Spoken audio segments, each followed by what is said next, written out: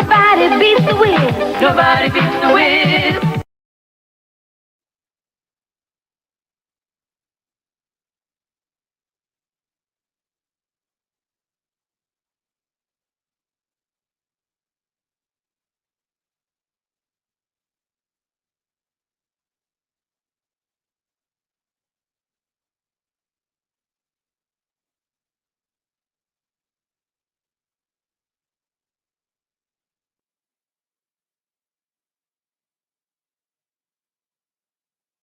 Press box announcer for the Vegas Golden Knights at all the at every single game. This guy has seen as many games, I think pretty much almost every home game. Maybe a couple here I haven't seen Doug there, but he's at every game.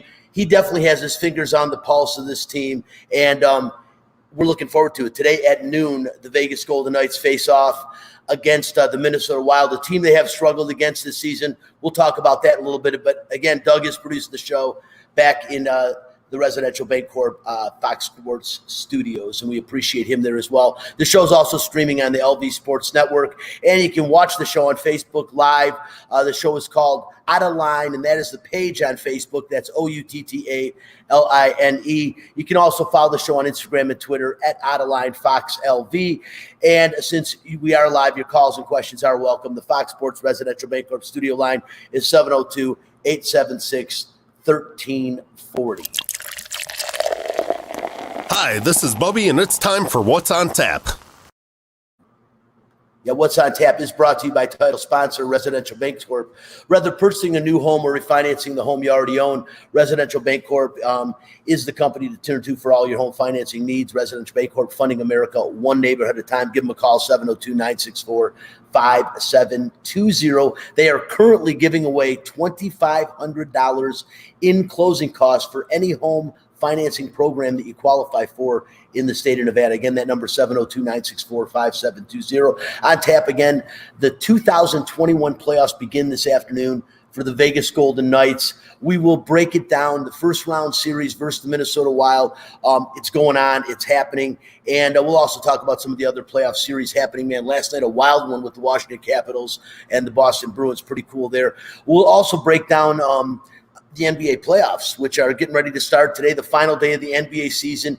And it's crazy because the teams seem to get healthy at the right time. You always wonder, are they really that injured, just kind of taking a little bit of time off, Spence, or are they really getting healthy? But teams like the Brooklyn Nets, all three of their stars back. We'll talk about that a little bit more. And also, since we're talking about basketball, the Las Vegas Aces tipped off their season yesterday. And joining the show in a little while to talk Aces basketball is team GM Dan Padover. He's going to be here talking about the team. They came so close last year. They seem to have ramped up a little bit. Kelsey Plum back this year. I'm looking forward to it, Spence. They start their home season this coming weekend. They got one more game before that, but we'll talk to Dan all about that as well. Hey, listen, if you're driving around, don't have much to do this morning, or just wondering what to do, finishing up breakfast, maybe blowing off church, not a great idea, but come on down and check us out. Again, we're live at Kicker's Gaming Sports Bar. It is located 931 North Las Vegas Boulevard. Again, right down the road from the Cashman Center, and also the Neon Boneyard, which is a really cool place if you've never checked it out. All the old neon signs from old Las Vegas, new Las Vegas. It's really cool. And again, we're doing free orange juice, free donuts, Bloody Mary mimosa specials while you're down here. So definitely come on down and check the place out.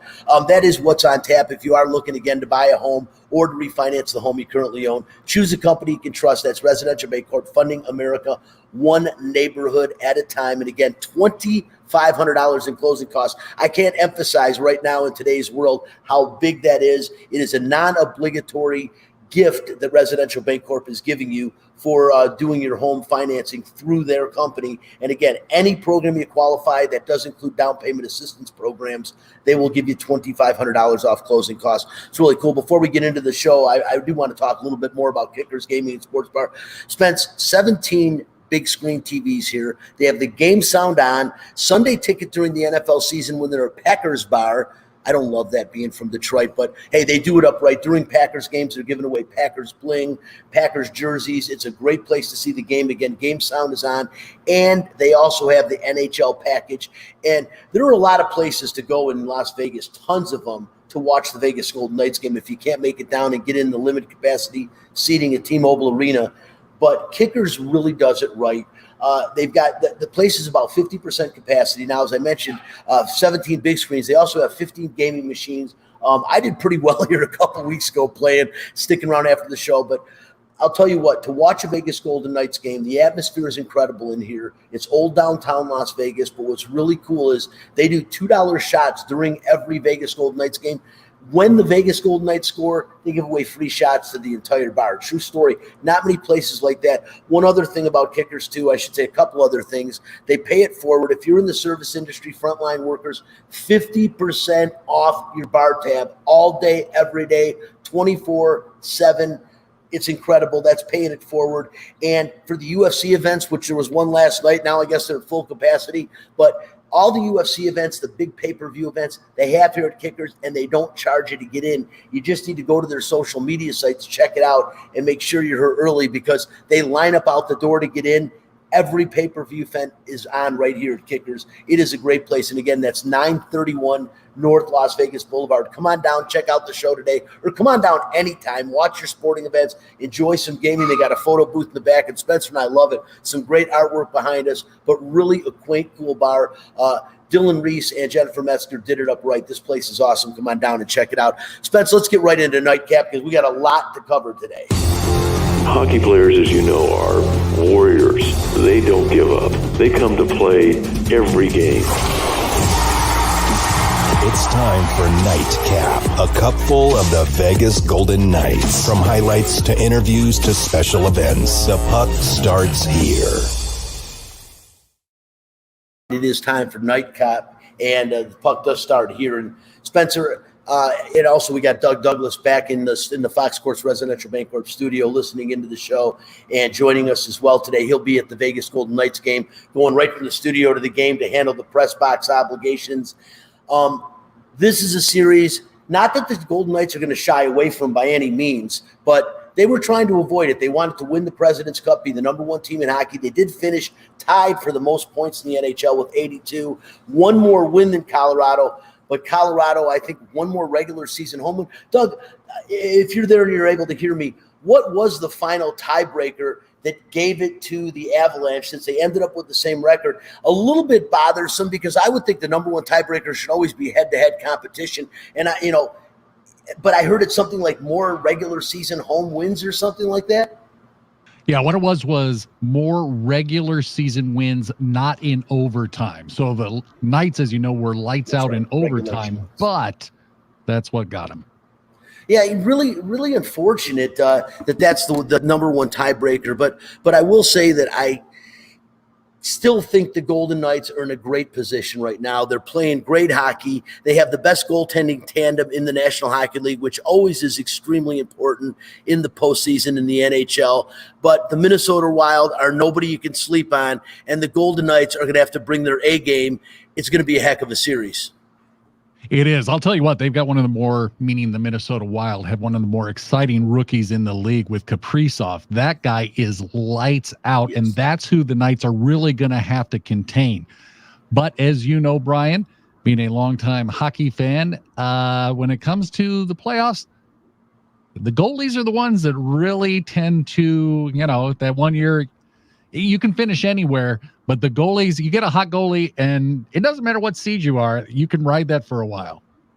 You absolutely can. We've seen it. We talked about it last week on the show, the LA Kings, when Jonathan Quick stood on his head, an old goalie cliche, but he really did, coming from the 8-hole a few years back and really putting hockey on the map in the Western United States with that incredible run the Los Angeles Kings had that year.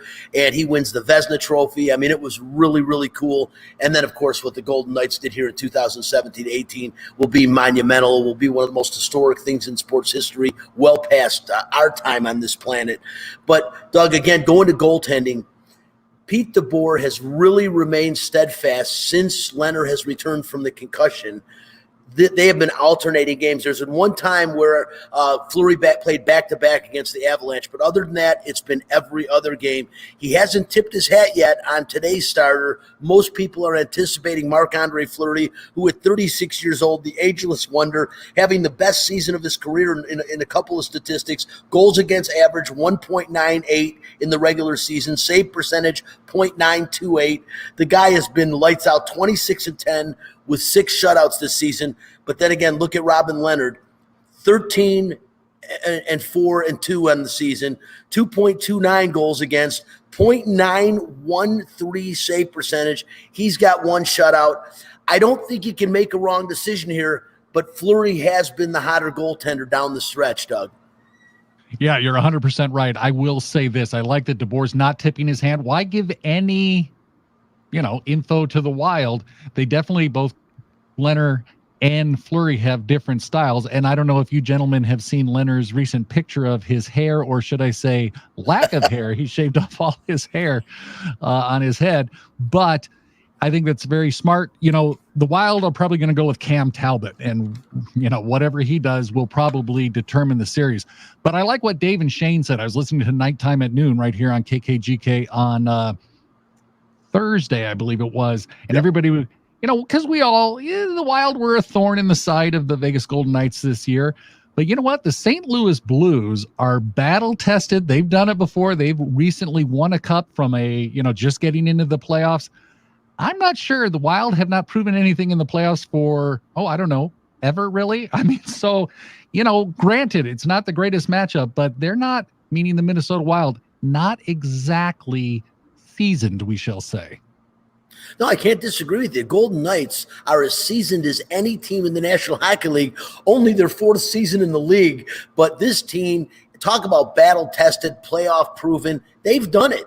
And it really is a shame to not get the President's Cup with 82 points to tie Colorado. It just kind of bites at you. Even though the President's Cup is not a parameter that you want to look at as far as winning the Stanley Cups, many teams have had President's Cups jinx, but what a nice feat that would have been for the Vegas Knights to accomplish this year to get that. I had a feeling when they lost to the Avalanche last Monday that the Avalanche would run the table. The Kings hate the Golden Knights. They don't want them to win the West. So, and also the Sharks, I'm not going to say the Sharks laid down, but they played a lot of players that they brought up from the AHL in that game. And, even though they definitely played their hardest, you could see they were way outclassed by the Golden Knights in Wednesday night's game. But all that aside, we move forward. We've got a game at noon today.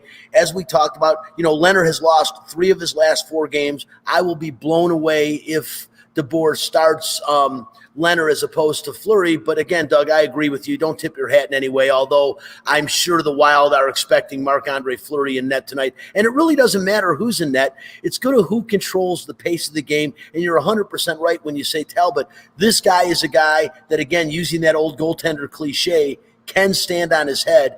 And it can't be talked about enough or emphasized enough in the playoffs. But when you have the playoffs starting, it's goaltending. And really, that's what it's going to come down to when it's all said and done, because you got to put the puck between the pipes. And sometimes that can be an astronomical feat for other teams. We talked about Jonathan Quick in the past. I remember years ago the Detroit Red Wings winning the President's Cup, playing the San Jose Sharks with a guy named Arturs Urbe in net. And literally, the Red Wings won 1 game in that series. And from the AC, the Sharks moved on. That's what a goaltender could do. Talbot has that kind of ability. Well, and I think for people watching you on StreamYard right now, I think your second sentence or your second question there that the Wiz put up there, how severe is their injury bug? That is critical. Max Pacioretty, there's your scoring. Alec Martinez, there's your block shot ability. That takes so much, no matter who the goaltender is, that takes so much pressure off the goaltender. Then you have Tomas Nosek, who was getting hot. I mean, was really one of their hotter players for a week or two. And, Ryan Reeves is expected to be back, but, that's every team, right? Every team. How severe is their injury bug? Can you get lucky? But, that home ice advantage is so critical. If that team can hold on to that home ice advantage, that's what makes today at noon. I love a noon start. I usually like to be in bed to sleep by 8:30 at night. So a noon start for an old guy like me, count me in. Yeah, you're going to enjoy it. It should be a good game. And you are right. Injuries play a huge role. Every team does have to deal with it. This last year has been incredible. It's not just been injury. You've had virus protocol many times that have kept players out of games, and you've never seen anything like that. At least in my life, I've never seen anything like that. But yeah, Pacioretty, Martinez, two huge guys. I agree with you. Nosek was playing well before he went down. Ryan Reeves, they've done without for really the last third of the season. And you've got guys like Colasar, you've got guys like Will Carrier that do step up in the physical role and do help out where Reeves' loss is most impacted is in the physical element of the game. And I think the Knights are fine there. But yeah, Pacioretty has been an unbelievable compliment to Mark Stone. Not that Mark Stone wouldn't put up those same numbers with or without Max, but the two of them together to, again, pardon an old sports cliche, poetry in motion at times, those two just feel each other on the ice. And Pacioretty, this team, I think, is going to need Max and Alex if they're going to go far in the postseason this year. I agree 100%. I was on the phone. Here, I'll do a little name dropping here. I was on the phone yesterday with Dan Duva, the voice of the Vegas Golden Knights here on Fox Sports Radio. And he and I were just talking about a few things. And one thing he said is, isn't it wild, pardon the bad pun, isn't it crazy that the season could be over? Don't expect it to be over, but the season could be over basically next Saturday, or it could go all the way through to July. I mean, that's the playoffs, and that's why all of a sudden the fans going today, listening, watching, whatever you're doing, that's a little bit tightening in the old stomach. And just as a reminder, hope you listen to it on the radio, but if you don't, it will not be on the normal AT&T Rocky Mountain. Today is a national game, so it will be on NBC National, because I know a lot of people always, where's the game? If you're watching it on TV, it is on NBC National, the big game. And as good of a game as there can be. And we'll talk in a second about the other playoffs series that are going on. Some really exciting ones yesterday. Again, Washington Capitals, Boston Bruins, great series. And that's going to be exciting as that one continues on. It ended in overtime. And talk about a goaltender. Washington Capitals could be in big trouble. They're now going to be counting on a guy who turns 40 years old on Friday.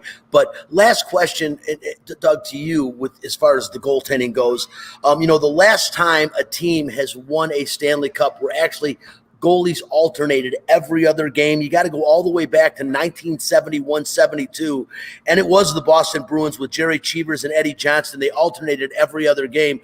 You've had even Marc-Andre Fleury and Murray for the Penguins the last time they won the Stanley Cup, but they didn't alternate every other game. Do you think DeBoer sticks with this throughout the postseason? I mean, obviously, if one of them starts playing really, really well or one of them plays bad, that would change. But if both of them play adequately, do what they did during the regular season, do you think he goes every other game? My gut is they will go every other game. You have to remember, in the NHL, I think the stat was no team ever won the Stanley Cup without a captain. Okay, they've got Mark Stone now as the captain, so there's one. So why not go back a little bit? I would be stunned, like you said, if Fleury is not in net today, and if Leonard is not in net on Tuesday, with, of course, if there's injuries or if somebody gets lit up or something. I think, especially in this first round, because there's still a grind to go. I mean, this is, if you plan on going a long way, we've got months to go. So I would expect to start out with a rotation, at least the first two games, and then see what happens there. I predict, here, I'll give you my stone cold lock, and I don't bet on the Knights, so I do not bet on the Knights because I work for them. I'm going to say low scoring 3-2, and then I'll let you decide who I pick as the winner. So I'm just going to leave the score there, 3-2. 3-2 is a good one. That means no empty net goals at the end of the game, unless it is it can't be an empty netter with the 3-2 score. I like the score, Doug. I think 5 goals is a good parameter. That'll probably be the over-under. It's usually 5.5 goals. I think the Knights are going to win this game. I'll go ahead and say it. I'll predict it. I think the Vegas Golden Knights will come out and they'll win game 1. I think it'll be a hard-fought game. I think Fleury will be in net, and I think he'll set the tone for this series today. Marc-Andre Fleury, as we know, gets lit up, 36 years old and getting younger every year. He plays as good as anybody in the National Hockey League, and it's funny that the Penguins are ready to give up on him 4 years ago, and here Marc-Andre Fleury is continuing to make history. every year he does something else that's more miraculous. 6 shutouts this season in an abbreviated NHL season. Just incredible. You can go on and on about him. Talking about goaltenders, I'll segue into the other the series I mentioned, Washington and the Boston Bruins. Boston, really, this is kind of a last hurrah for them. A lot of their players, one of the oldest teams in the National Hockey League, if they're going to make a run with the crew they've got now, it's going to be this year. Really hard-fought game against the Washington Capitals last night that ended in overtime, but Washington loses their starting goalie.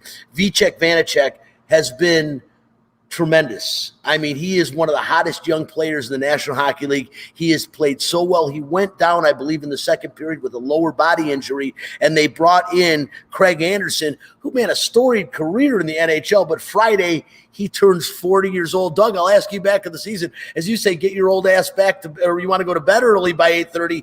How about 40 years old playing goalie in the National Hockey League? He hasn't played in 2 months. And now you've got to play in the postseason where everyone steps up their game. We know in the National Hockey League, as much as any professional sport, the postseason, as fast as that game is, seems to get faster. How do they hang in there with this guy? Well, let's see. I'm looking at you. You've got some gray in your beard. I've started my playoff beard, and it's gray. You know, you got the whiz there. He doesn't understand. He's like, come on, who cares? Oh, okay, maybe a little bit of gray. But yeah, it is. You know what? I'll tell you what. There's always some stories, in every NHL season that would be a great story. But yeah, I can't even imagine it. And what specifically you said there with the months, the time between the last time he really got action and getting in, that's the key, because you just cannot pick up, like, oh, I haven't played in a few weeks or a month or something. That's the key. I think even more than age in the short term. If they get by Boston, then we'll see what happens in that series. Yeah, that series, I look at that, no clue who's going to win that one. That one's going to be very close. I'll tell you what, if you want a lock of a series, which is bad because I'm not a betting person, I'm not going to say, 5-star lock. Go here, go to Doug Douglas page. But man, I do not see how I do see how Montreal, the Edmonton, I don't see how Winnipeg's going to do anything with Edmonton. I think Edmonton walks into the next round. I think Montreal, I think they'll push them, but going to the north. And the rest of the series, they all look great. Boy, Florida, Tampa Bay can hardly wait. Yeah, Florida-Tampa Bay is going to be a real exciting series. A Battle of Florida. That one's late this afternoon, 4:30, game 1 there. I'm really excited about that. Florida had to beat Tampa Bay in the final 2 regular season games to make the postseason. And now here they are playing each other in the postseason. That's got to be a little bit in the melons of the Tampa Bay Lightning players. They've been a team that's been seriously depleted by injury, the reigning Stanley Cup champions. And that is going to be a really interesting series. And don't count out the Florida Panthers. Again, those teams that get in at the very end, a la the LA Kings a few years ago, man, you start playing playoff hockey 2 weeks before the playoffs start. So you're really grizzled when it comes in. And then the other team, they're like, this is the last seed. They barely made the playoffs. That's when you get beat. And I'm really looking forward to that series as well. The Penguins and the Islanders face off at 9 a.m. They face off right after the show ends. So you got playoff hockey off us immediately. Get down here and check that out. But, yeah, Washington and Boston is a series that I was really excited about. It is going to be interesting what happens. And one last thing on hockey, and we'll get over. I know Dan Panover is waiting on the other line. I think he's already on, isn't he? No, he's not on yet. Okay, he's not until like 40. We got a few minutes. But how about last night? Stupid statistics, but Nick Dowd, who scored the game winner for the Washington Capitals in overtime, he is the first NHL player born in the state of Alabama to score a goal in the playoffs. And whoever would think of Alabama as a hockey town, right, Spence? Oh, yeah. You got me, Brian. I have no idea. I don't know how you find these statistics. It always surprises me. It's like, how many goals did this guy score on Taco Tuesday in the month of July? But no, it's pretty cool. I mean, it is obviously getting a little more popular as time goes on. It's just hard, right? Because when you think of basketball, all you need is a basketball and a hoop, and you can find a hoop anywhere in any park, right? Baseball, to a certain extent, you need gloves, but it's not too much, right? To play a game, obviously, you need a lot more. In football, you need a football, and that's probably the easiest one. Probably need like 4 people to get a game going. For hockey, you need skates, you need a hockey puck, you need a stick, you need the ice. Yeah, you need the whole 9 yards. So it's so difficult to play, but obviously there's a passion for it. I think in college it's getting a little more popular as well. So that bodes well to maybe like have more ice rinks. I remember like ice rinks are still popular. I think it's the transforming it into the league part that's been difficult, but clearly starting to transition. If someone from Alabama is scoring in the playoffs now. Yeah, it's just cool to see a guy from a southern state in the United States. It's like people from out here when you get somebody from Vegas playing in the NHL, which we have a couple players now doing that. It's a really exciting thing. And I thought that was just a cool statistic, a guy from the state of Alabama scoring a goal. And it's just the first ever playoff overtime goal for a guy from that state. I don't even know how many guys from the state of Alabama ever even made it to the NHL. That I don't have a statistic for you, but I thought it was pretty cool when I said the guy from Alabama scores watching the game. That was pretty cool. Looking forward to the playoffs. Again, Golden Knights face off 12 noon today, T-Mobile Arena, Minnesota Wild. Their first game on their way to what I think is their best chance to win a Stanley Cup. It is going to be tough. And what sucks is they got to come out of the West. And really an unfortunate playoffs scenario this year, I should say, setup with three of the best teams in the National Hockey League. I mean, the Minnesota Wild ended up with 75 points, but they can play with anybody. And you've got three teams in the Avalanche, the Vegas Golden Knights, and the Wild that all three could compete for a Stanley Cup, and they're not even going to be able to all get out of the same division. It's never been like this before. And Doug was talking about the North Division, the Canadian teams. I think other than the fact that they've got two of the best players in hockey in that division, with the Toronto Maple Leafs and Edmonton Oilers, I mean, Connor McDavid to me is one of the most electrifying guys I've ever seen since Wayne Gretzky. He is truly amazing without the puck. The guy does everything. And, of course, Austin Matthews of the Toronto Maple Leafs is the reason the Toronto Maple Leafs are as good as they are this year, although they've gotten some good goaltending as well. But I think that is by far the weakest division in hockey, and it's almost unfair that one of those guys get to come out without having to play the other division first. I just don't like the setup, but, hey, everyone's got to deal with it. But I think someone in the West who comes out of the West is going to win the Stanley Cup this year, and I think it's going to be the Avs or the Vegas Golden Knights. A lot of pressure? Nah, not really. This is their best opportunity. Like Doug said, no team without a captain has ever won a Stanley Cup. The Vegas Golden Knights have a captain.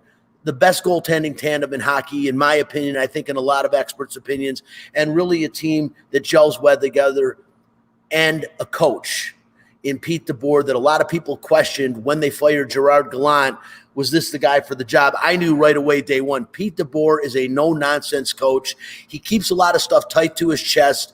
But what he understands and does is the way players gel. This guy will mix up lines in the middle of games when he sees certain things, and you don't see a lot of coaches that do that. Most of them stay the status quo, for the duration of a game at least. Pete DeBoer mixes things up mid-game. I love this guy as a coach. He is geared to win a Stanley Cup, and this team is very, very dangerous. And I'm talking about the Vegas Golden Knights, and that is a really cool thing, being from Detroit, where our four sports franchises in the prospective big four sports professionally are the worst in their respective leagues, every one of them. The Pistons are garbage. The Detroit Tigers, although they've been winning a little bit lately, don't get excited about their 4-game winning streak. They're garbage. The Detroit Lions, I don't need to go off about that. And, of course, the Detroit Red Wings from that one of the longest standing playoff run in history to one of the worst teams in the NHL. So it is really refreshing to say that the team in the city that I'm in has a very good chance of winning their championship, and that is the Stanley Cup championship, and it's the Vegas Golden Knights. Real quickly, Spence, getting to the NBA, and if we have time, we'll talk about it later on. I mentioned it a little bit ago, and quickly do a fact this if we've got it. Fact this. If you don't like the facts, take your ass back to bed. Fact this. So let's do it later on. I want to get right to Dan Padover. He's on right now, and talk about the Las Vegas Aces, who tipped off their season yesterday in Seattle against the Storm. What a terrible team to have to tip off the season against, Dan. Seattle is just stacked. I mean, Breanna Stewart, Sue Bird, this team is geared to win another championship, and the Aces have to go up them in game one. But it is a good way to get a temperature of this Aces team, get Liz Campage back in there, get her some minutes, get this team gelling. Kelsey Plum back from a year off with an injury. The Aces played well, especially down the stretch, maybe not in points in the game, but at the end they kind of got it close. They got it within 10 points again.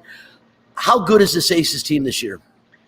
You know, the best part about it, and you mentioned Seattle and you know, the team that they are and the team that they've been for a long time, but that was just game one for our nucleus, right? So we saw a lot of good things yesterday, saw a lot of things we can work on, but from a talent perspective and for the group we got, I was encouraged. And I think we got a long way to go, and we're going to get better every day. But Seattle right now might be, you know, playing the best basketball in the league because they're familiar with one another. But we'll hit our stride, and I'm really looking forward to see it all come together.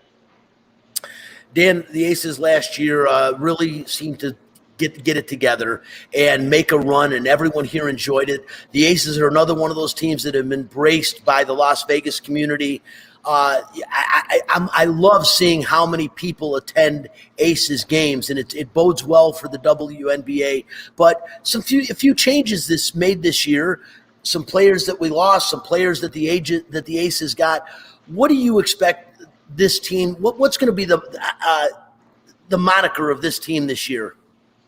You know, look, we're always going to be an inside-out team. You know, we're led by, you know, returning MVP Asia Wilson, and we got Liz Cambage back this year. So we're always going to be an inside-out team. We're going to be a smart team, and we're going to have to push the pace. We got Chelsea Gray, we got Kelsey Plum, got Raquana Williams, we got De'Erica Hamby. We got a lot of people that like to run. So I would count on us, you know, really packing in the paint, really pushing the tempo, and really forcing teams to play our style of play. You mentioned it. We got some, you know, Liz and Plum coming back, adding Chelsea Gray and Raquana Williams in the fold. So a lot of returning faces, but a lot of new faces that we're all really looking forward to gelling together and showing the Las Vegas community how the Aces play. Dad Padover, he is the general manager of the Las Vegas Aces. Tipped off their season yesterday. They'll play against Seattle again on Tuesday. They make their home debut in the 2021 season this coming Friday night against the LA Sparks, 7:30 p.m. tip-off. But Asia Wilson, you mentioned her. She is really one of the faces of the WNBA, very outspoken. She is the perfect person to be someone that is a spokesperson for the WNBA. 12 points in the first quarter yesterday. She really came out on fire. And for the Aces to make any kind of a run and be the team that they want to be, Asia Wilson, it really it stops and starts with her. As important as Campage is in the middle, Asia Wilson really is the nucleus of this basketball team. How much do you guys count on her, not just on the court, but off the court? Look, Asia's our leader. And you said it best. She's the face of the franchise and becoming the face of the WNBA. So her consistency day in and day out is what really drives us. It's what drives her teammates. It's what drives all of us to be better. And, you know, you said it. We'll stop and start with Asia, and we'll go to bat with her every day of the week, and we're lucky to have her as our franchise player. So we're very fortunate that she was the number one pick in 18 for sure. Dan, Bill Laimbeer. I mean, you talk about a guy that's going to get you recognition. You know, obviously being from Detroit, I've got a place in my heart for Bill Laimbeer. We had our issues when I was in the media in Detroit years and years ago, but who didn't have issues with Bill Laimbeer? But, you know, the one thing about him is he does have a really good basketball mind. Spencer, our intern here, wasn't a huge Bill Laimbeer fan. We told Bill when he was on the show, and he laughed about that. But the thing is with Bill Laimbeer, people did have questions about his ability to coach this team. He's been in the WNBA a while now, really familiar with the league, very familiar with this team. But there was talk about Bill maybe not coming back as the Aces coach. Now he's here. He's firmly established again. How important is Bill Laimbeer to this team now and to the future of the Aces? Yeah, look, I think, you know, Bill has proven himself within Detroit, New York, and now in Las Vegas to be a franchise builder and to be, you know, one of the top coaches in the league history. So just like we stop and start with Asia, Bill's the leader as the coach of this team, and players are all on his page. They're going to make sure that they execute the game plan that not only him, but Tanisha, Vanessa, and Sugar, our assistant coaches, put out right. And it's a really fun group to work with and just see it all come together. I love listening to Bill Embiid. You never know what you're going to hear out of him. What you do hear out of him is what he's thinking. He is one of the most transparent coaches, guys around that you talk to, and I enjoy that about him a great deal. One of the things Spencer just put up on the screen, you probably see it as well. How will the Aces fare without the departure of Kayla McBride, one of the team's all-stars? She really was one of the pistons of the engine of this Aces team that made it go. And I said when I first heard she was gone, wow, she's going to be sorely missed. How do you feel? Well, Kayla had a business decision to make, and she moved on to Minnesota, and we were very fortunate that, a perennial all-star, Chelsea Gray, was sitting there, and we're able to fill her in the guard spot, also have Raquana coming back. So, we feel really good about where we're at and these players on this team moving forward. Dan, as I said, you got another game Tuesday night, Friday night. And last year, the impact of COVID and the protocols and everything else in the WNBA, how has this impacted the WNBA and the players? Last year it was a bubble season, so everybody kind of knew what to expect. You're in one place. There's certain rules you can do and not do. It's challenging to kind of create that bubble within each team's home market and force people to not do their daily activities. So it's been really challenging. The biggest part is the mental part of it. Just going to practice and just going back home to your apartment for the players and coaches is tough. But we're hoping as the vaccination statuses of our players in the league rise and the percentage of fully vaccinated players and teams rise, things loosen up and real life can get back to normal for everybody. And that's not just in the W and the Aces. That's around the city, around the country. I think everybody wants that for the health and growth of everybody. Yeah, no, I couldn't agree with you more. I think that we're all looking forward to seeing the world get back to normal. The WNBA. Last question. One of the biggest ambassadors for the WNBA, and I say not who put him on the map, because WNBA has been around a lot longer than most people know, but Kobe Bryant was really one of the heartbeats of the WNBA. He believed in the league so much. And is there a way to replace what Kobe Bryant brought to the WNBA?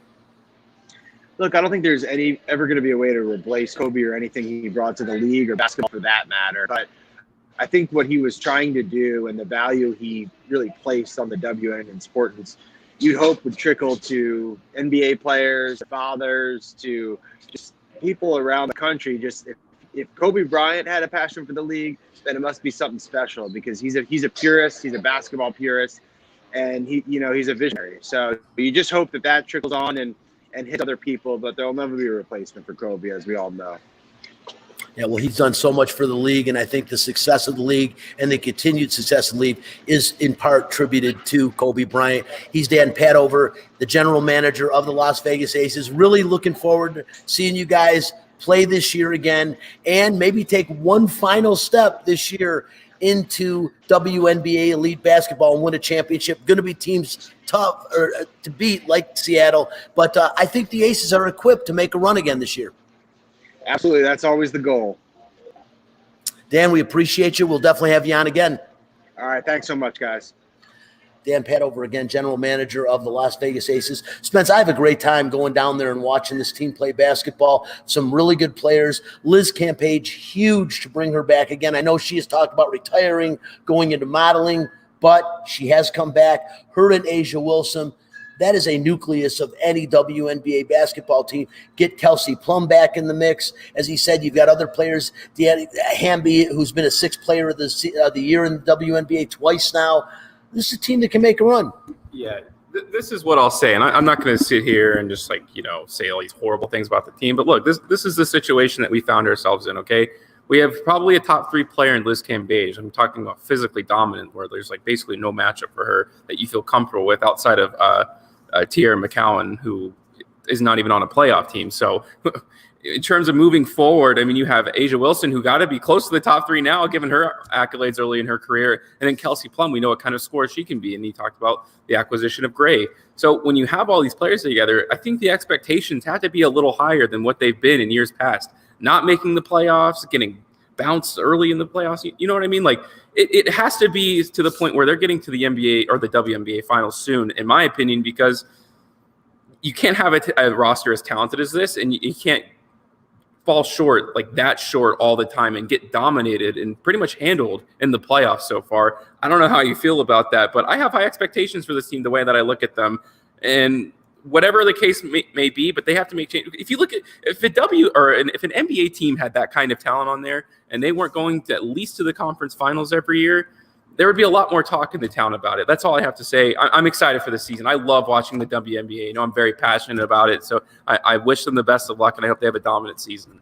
Well, knowing that we're going to have Bill Laimbeer on the show soon, I noticed that you kept him out of your conversation. But I think the reason you think that they fall short of what they should accomplish is in part due to Bill Laimbeer. But I really think he is a player's coach. And if you see the relationship he has with his team captain and Asia Wilson, they really respect him a great deal. And when you've got a guy that's played in the NBA, won championships, played for years in the NBA, it's hard not to respect him. And I think these guys do as a coach. But you're right.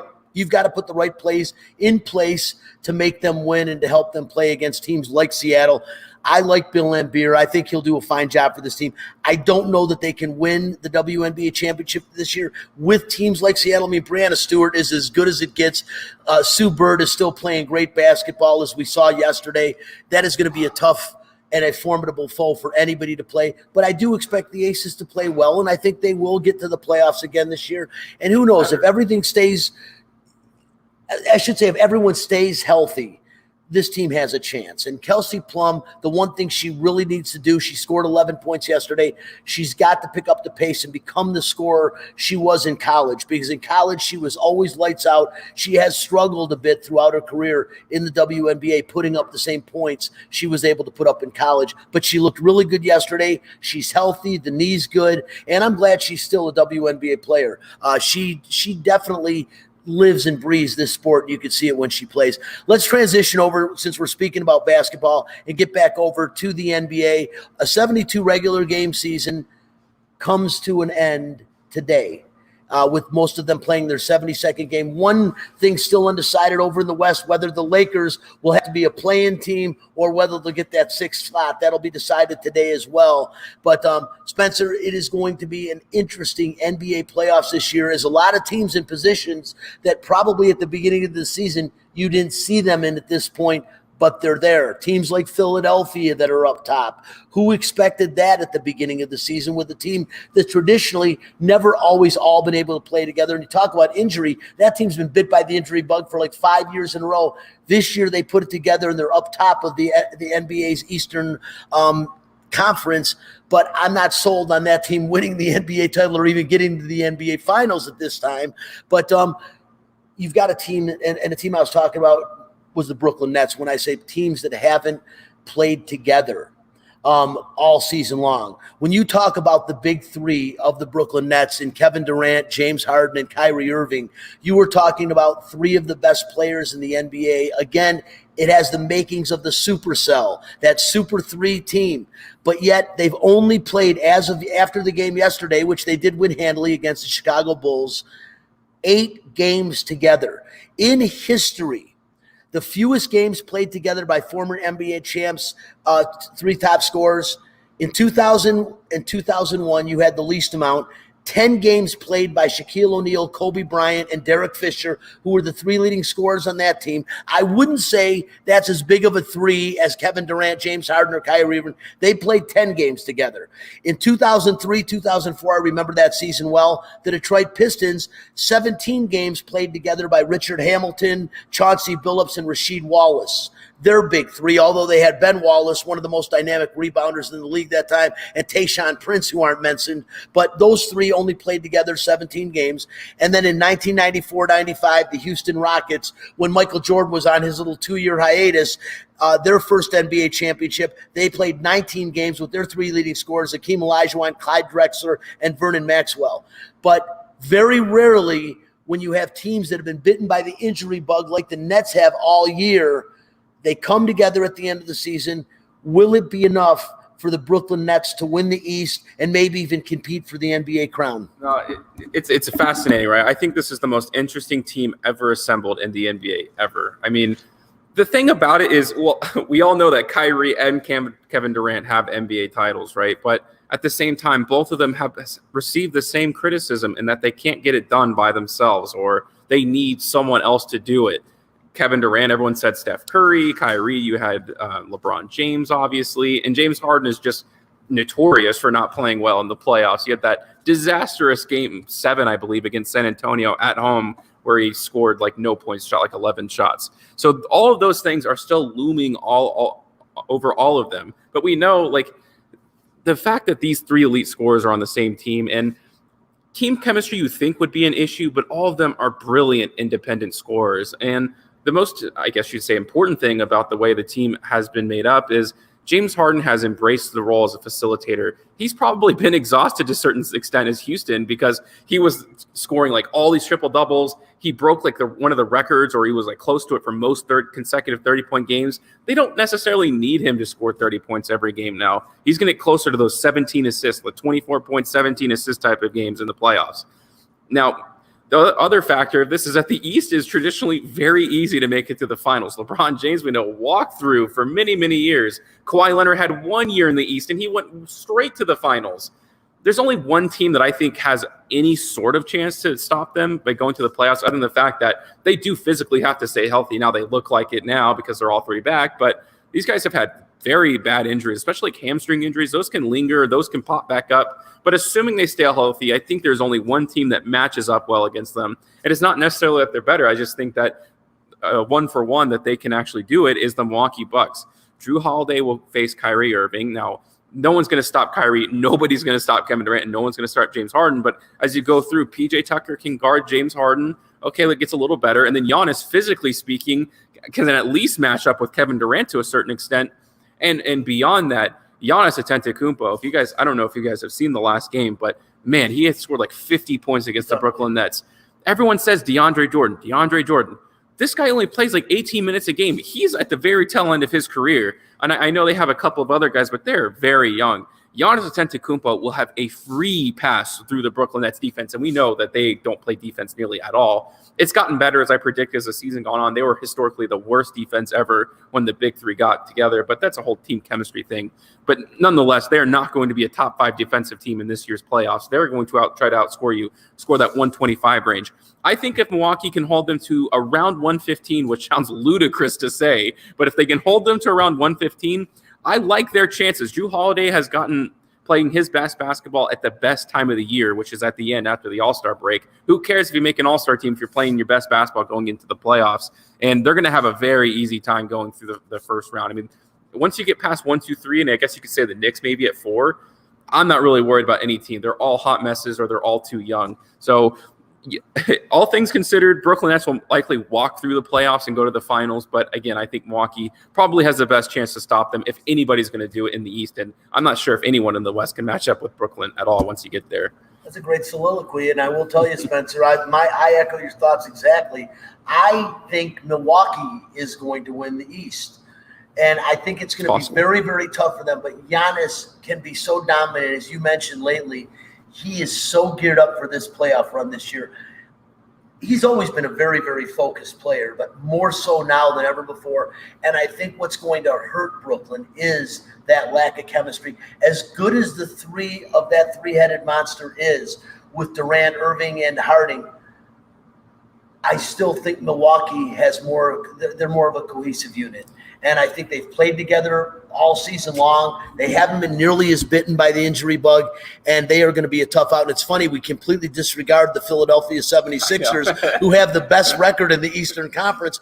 But, Spencer, I want to hear your thoughts on this. Why don't you believe in Philadelphia? Well, I mean, you have your 2 best players, right? You have Ben Simmons, who's a Defensive Player of the Year candidate, no doubt about that. And then you have Joel Embiid, who's been the most dominant player in the NBA. That's what I'll say. He's not going to win MVP. He simply hasn't played enough games this season. Again, Joel Embiid is kind of in the same boat as Giannis Antetokounmpo, where he's going to have free reign on the Brooklyn Nets if they somehow match up against each other, where he's probably going to score like 35 to 40 points a night, like something that ridiculous, simply because they don't have anyone to guard him.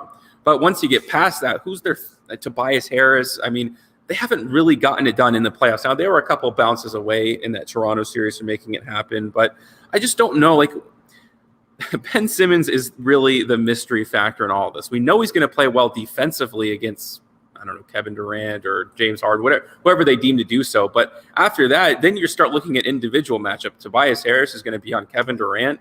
Ooh, that's really, really, really rough. Seth Curry is going to guard Kyrie Irving. I mean, they know they have a few different rotational guards, but he's better defensively than his brother. Yeah, but at the same time, I think what they're going to try to do is try to match them scoring wise, and that's just physically not going to be possible for them. The Brooklyn Nets would run them over. Not to say that it wouldn't be a sweep or anything like that. I'd say probably 6 games and the Brooklyn Nets would get it done. They just need another star, and I don't think Tobias Harris is going to be able to step up enough for them in this year's playoffs to make that a possibility. Now, in any other season, when you don't have a mega super team like the Brooklyn Nets, which we've never seen before, other than maybe the Miami Heat, although you could say Chris Bosh pales in comparison to the third best player on the Brooklyn Nets. So that's what I'm saying. Like, we've never seen something like this before. So having a tandem of Ben Simmons, Joel Embiid, and Tobias Harris simply isn't enough to get it done in this year's postseason. I can't argue that. That is what I would have said as well. And Joel Embiid, when he is healthy, though, Spencer, is a lot of fun to watch. Oh, of course. It's just unfortunate that he can't seem to stay healthy for an entire season. But there is no doubt Ben Simmons and Joel Embiid, as far as a tandem goes, as good as any 2 players together in the league. But you've got to add that third element, and their third element just isn't quite as good as the Brooklyn Nets.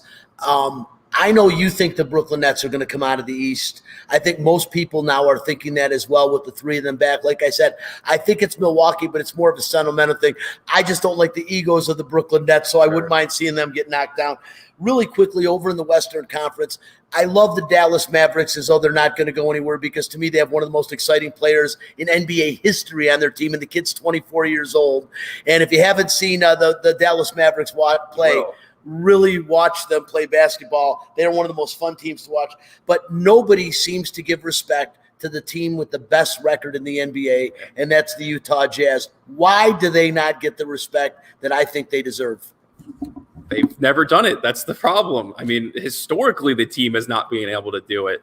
And look, is Donovan Mitchell enough to get past someone like LeBron James and Anthony Davis? That's the true question. You do have he's going to win his 3rd Defensive Player of the Year for a 3rd year in a row, Rudy Gobert on the team, which of course is going to be a factor. But as you get deeper in the postseason and you start bringing him out to the perimeter, this guy is flat-footed as can all be. So I think specifically the Lakers is like their nightmare scenario, because Anthony Davis does play the 5 at some points, and I think they will solely play him at the 5 if they are playing the Utah Jazz, because you get LeBron James in a pick and roll with, I don't even know who they would probably play at their 3. I know you have like Bogdanovich and everything like that, but you get Anthony Davis and LeBron James in a pick and roll, and you get Rudy Gobert out to the 3-point line. He essentially becomes nothing.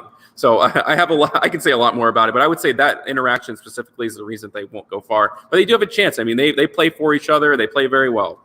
Best record in the NBA. NBA playoffs start next Saturday. We'll talk a lot more about that next week. Again, right after the game, you got NHL hockey starting, and the Golden Knights face off 12 noon today, T-Mobile Arena, against the Minnesota Wild. Should be a hell of a series. We'll talk a lot more about that next week. We'll have some guests on next week. I want to thank Doug Douglas back in the Fox Sports Residential Bancorp studio for producing our show today. Couldn't ask for a better producer or guy to do the show and helping us out with our nightcap segment. Of course, Spencer the Wiz Ostrowski for taking care of the video element of the show and also joining in with some great points himself. And, of course, Jennifer Metzger and Dylan Reese here at Kickers Gaming and Sports Bar in North Las Vegas. Wouldn't know what to do with them at North Las Vegas Boulevard. Come on down and watch the game from here if you're not going out to T-Mobile Arena. No better place to watch it. Free shots every time they score a goal, $2 shots all game long. I'm Brian Feldman. We're past our time. We're out. We'll see you next week.